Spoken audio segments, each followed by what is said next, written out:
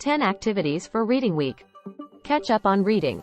Dedicate time to read your course materials, textbooks, and any assigned readings. This will help you stay on track and better understand your subjects. Study groups. Form or join study groups with classmates to review material, discuss concepts, and prepare for upcoming exams. Collaborative learning can enhance comprehension and retention. Research projects. Use the time to work on any research projects or papers. Visit the library or online databases to gather information and make significant progress on your assignments. Visit museums or cultural sites.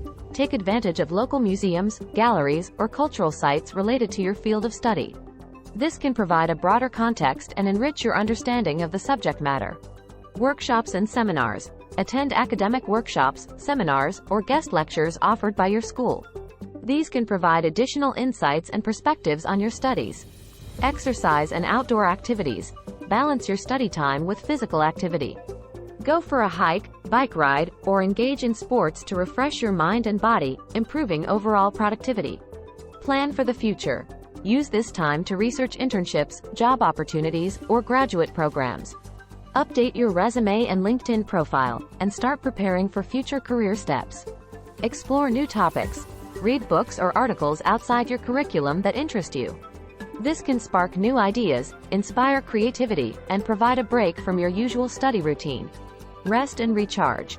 Ensure you get enough sleep and take time to relax. Reading Week is also an opportunity to recharge your mental and physical health, preventing burnout. Volunteer or part-time work. Engage in volunteer work or take up a part-time job to gain experience, build your network, and contribute to the community. This can also provide a productive break from academic work. These activities can help you make the most of your reading week, balancing academic responsibilities with personal growth and relaxation.